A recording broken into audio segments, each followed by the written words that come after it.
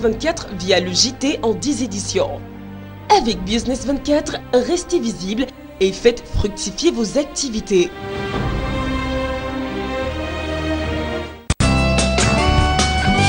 Publicité.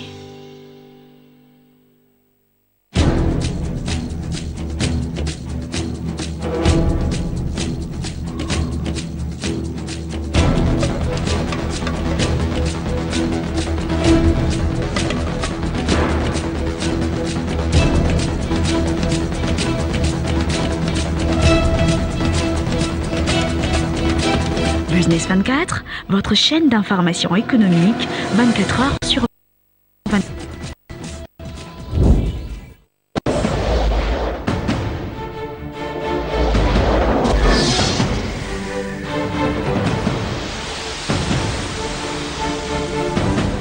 Business 24, la chaîne de l'innovation au cœur de l'émergence africaine.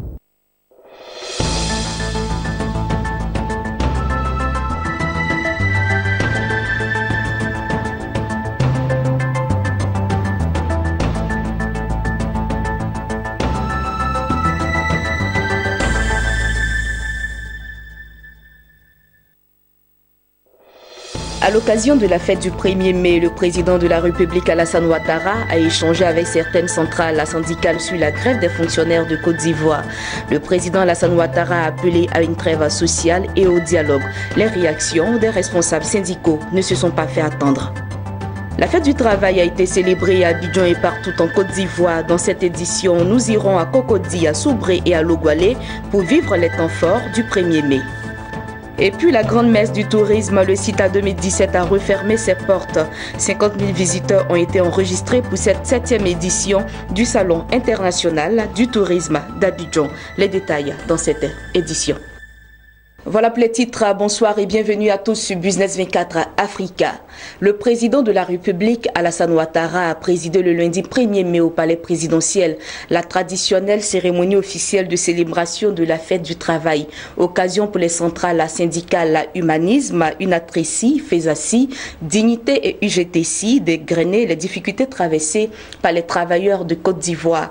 Cherté de la vie, réintégration de certains travailleurs licenciés et paiement du stock des des salaires entre autres. Mais ce qui aura dominé les échanges avec le chef de l'État, c'est la grève des fonctionnaires de Côte d'Ivoire. Le président Alassane Ouattara a appelé à une trêve sociale et au dialogue.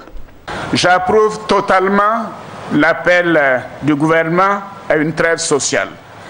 À une trêve sociale qui devra être conclue, et je l'ai demandé également, d'ici la fin du mois de juillet.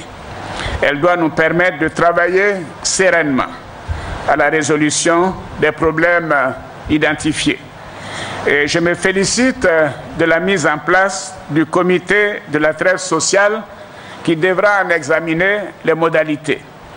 Voyez-vous, quand nous sommes arrivés, nous avions la possibilité de dire, mais même s'il y a la continuité de l'État, les responsabilités des autres peuvent attendre. Mais nous n'avons pas attendu. Nous avons payé une partie de ce qui est dû aux fonctionnaires. Et nous avons profité de l'embellie pendant cette période, même pour augmenter les salaires des fonctionnaires. Et je crois savoir que ces augmentations sur cette période remontent à plus de 600 milliards de francs CFA. Donc les salaires n'ont pas été bloqués, les salaires ont été donc augmentés progressivement. Mais il faut de l'équité dans tout ce qui se fait dans un État organisé. Les réactions n'ont pas tardé après le discours du chef de l'État appelant les fonctionnaires au réalisme et au dialogue face à ce qu'il a qualifié de grève injustifiée. Nous ne sommes pas satisfaits de la réponse donnée par le président de la République. Étant entendu que nous sommes venus ici aujourd'hui pour d'abord que le stock soit reconnu et qu'ensuite un chronogramme de paiement, aussi long soit-il, soit établi. Donc voilà, ce n'est pas le cas. On nous parle d'un autre échéancier de discussion.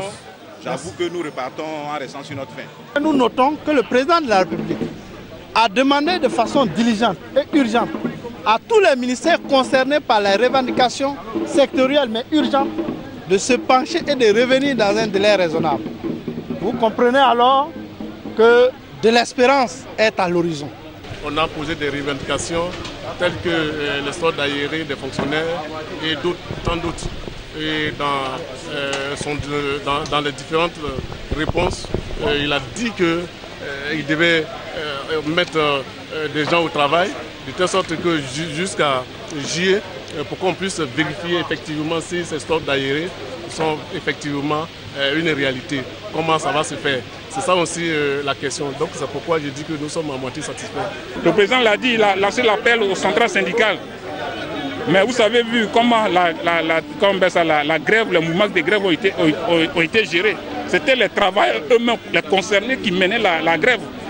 Donc nous les centrales, on peut bien vouloir aller à une trêve sociale, mais est-ce que les concernés, que sont les fonctionnaires qui ont lancé cette grève à travers des instruments tels que la plateforme et l'intersyndicale, vont-ils aller dans ce sens? C'est vraiment la question qu'on se pose. Beaucoup de satisfaction parce qu'il a comblé vraiment toutes nos attentes. Savoir que nous aurons différentes plateformes pour nous permettre donc de pouvoir discuter utilement, de poser les obligations, les notes en matière de préoccupation, mais de lui donner également l'opportunité d'y apporter des réponses idoines. Et c'est un peu cela qui nous conforte. Voilà, ces propos ont été recueillis par Soro Tchelina. La fête du travail célébrée hier dans le monde entier n'est pas passée inaperçue à la mairie de Cocody. Le maire Ngoan Akamartias, comme à l'occasion des grandes fêtes, a saisi l'occasion pour communier avec les travailleurs de la mairie. Dans une ambiance conviviale, plusieurs doléances ont été faites par les travailleurs au premier magistrat de la commune, Maxoubi.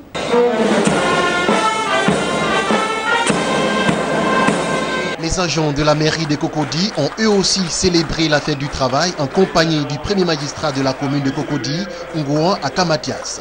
Ce lundi 1er mai, ils étaient plus de 700 hommes et femmes, directeurs, chefs de service ou encore simples agents à prendre d'assaut la salle de l'hôtel communal.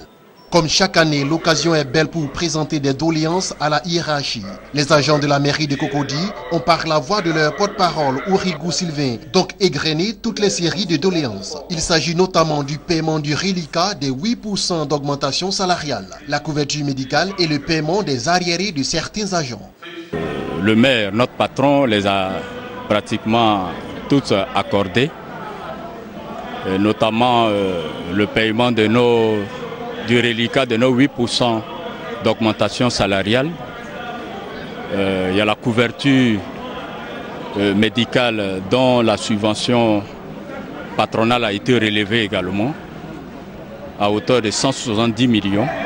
Ngoan Akamatias a dit son engagement à accéder aux doléances formulées par les agents, tout en les appelant au travail bien fait.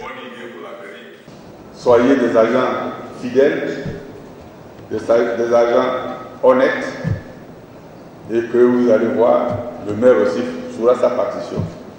Et que si nous sommes en harmonie, rien ne pourra perturber notre mariage. Si nous sommes ensemble, si nous laissons tomber toutes sortes de considérations et nous ne regardons que le travail à la mairie de Cocody, au service de la population de Cocody, vous allez voir vous-même que nous allons produire beaucoup de satisfaction.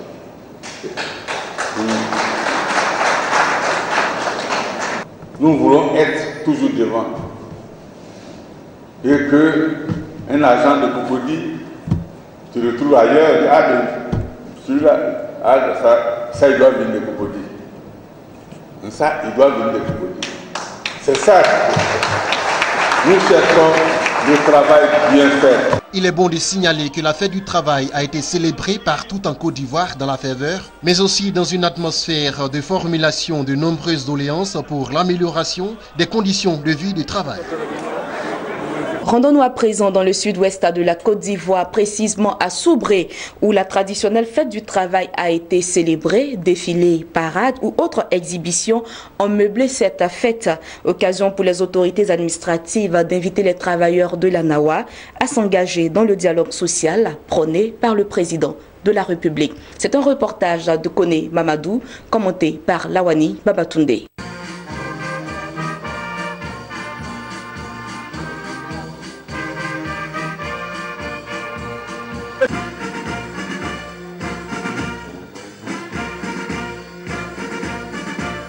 Lors de la célébration de la fête du travail, le 1er mai à Soubré, l'inspecteur du travail, New Gakula Yacinthe, directeur départemental du travail, a invité les travailleurs au dialogue social en vue de garantir la paix. Dans son allocution marquant la célébration de la fête du travail, New Gakula Hyacinthe est revenu sur les avancées notables réalisées par le pays en matière de législation du travail. Il s'agit de la protection du travail des femmes et des enfants, l'obtention du droit de grève puis le droit d'association, l'acquisition et le développement d'une législation sociale relative à la maladie et aux accidents du travail, la garantie d'un salaire minimum, la réduction progressive de la durée du travail et bien d'autres encore. Pour le directeur départemental du travail de Soubré, tous les bons résultats enregistrés depuis 2011 dans le cadre du travail sont le fruit d'un dialogue social dit développé entre le gouvernement et les partenaires sociaux. À l'entendre, malgré ces avancées, des besoins insatisfaits subsistent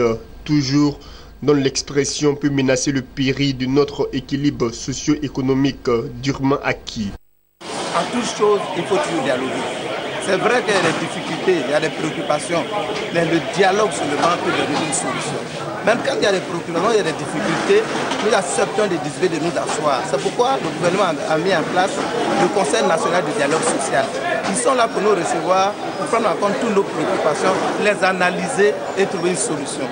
Notre souhait, naturellement, n'est pas que le système soit paralysé, sinon la nation n'existera plus. Mais au contraire, que les points de vue puissent être conciliés et que les travailleurs trouvent leur compte dans les décisions qui vont être prises et que naturellement l'État aussi puisse garantir la sécurité et le bien-être à toutes les populations. Le préfet de région Ali Kouadio a salué l'ensemble des travailleurs pour le climat de paix et de convivialité qui a toujours prévalu dans la région. Il a réaffirmé l'engagement du gouvernement à trouver des réponses appropriées aux préoccupations des travailleurs. La célébration de cette fête du travail à Soubré a vu un défilé de toutes les corporations des travailleurs du département.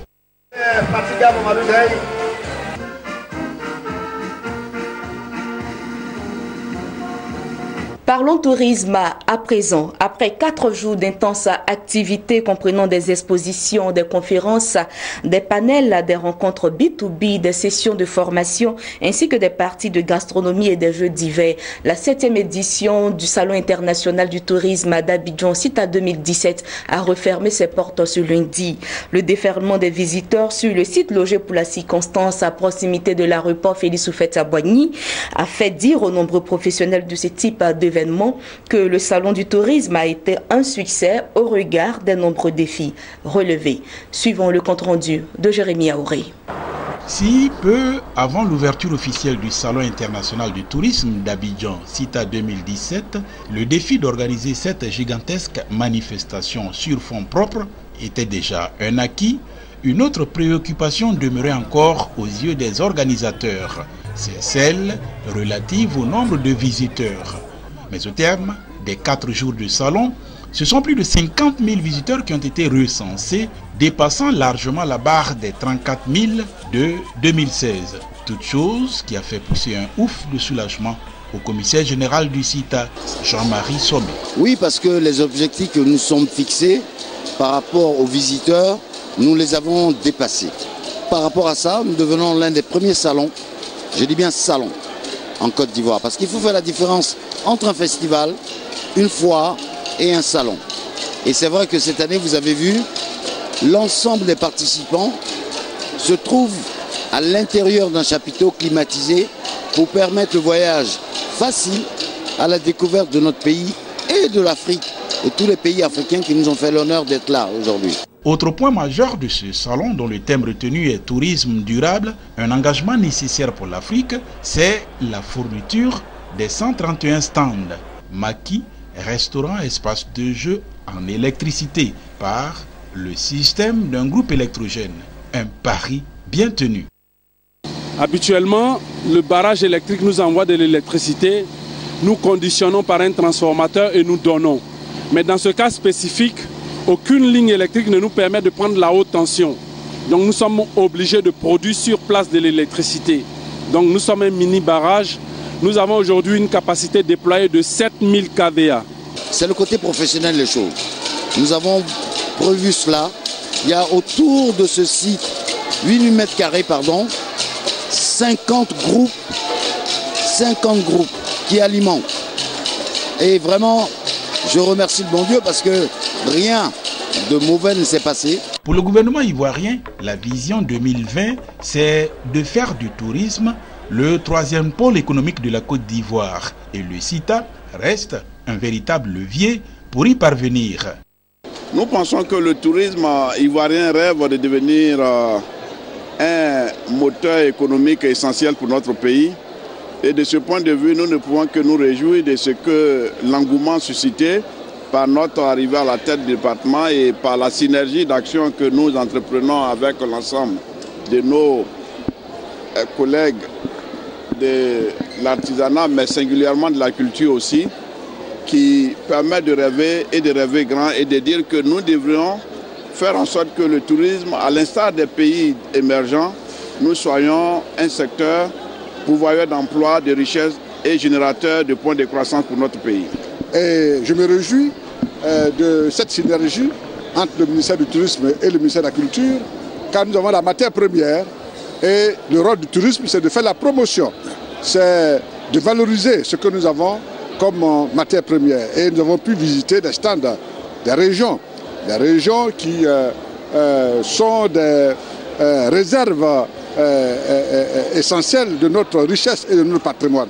Notons que l'une des innovations de cette édition du CITA, c'est l'aide apportée aux jeunes en quête d'emploi avec la cellule Forum Emploi Jeunes en partenariat avec l'Agence Emploi Jeunes. Cette année également, une dizaine de pays africains ont répondu présents au CITA, le plus important salon de la sous-région. Et puis toujours dans le cadre du CITA, nos reporters ont recueilli quelques réactions sur place. Il ressort de ces réactions que participants et visiteurs sortent satisfaits de cette 7e édition du CITA. Nous leur remercions aussi tous ceux qui nous ont aidés, toute l'équipe qui a travaillé ici pour que nous puissions arriver à ce sommet-là. Je dois dire que l'impression que j'ai est une très bonne impression forte par rapport à l'organisation générale du salon.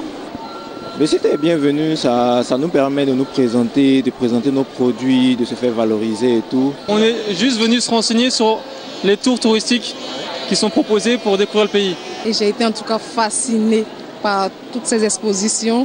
En tout cas, c'est intéressant, c'est éducatif aussi. À cette 7e édition du CITA, l'agrotourisme était bel et bien présente tout au long des 4 jours qu'a duré le salon. Certaines régions du pays profond en ont fait leur thème central. L'agrotourisme, on le sait, est devenu un phénomène grandissant de l'industrie touristique. Rencontre avec les populations locales, la découverte du monde agricole et des savoir-faire. Bref, pour les régions du Bafing et de la Nawa, l'agrotourisme est le circuit qui a été présenté aux visiteurs du CITA 2017. On retrouve Marie-Josée Kwasi pour le commentaire.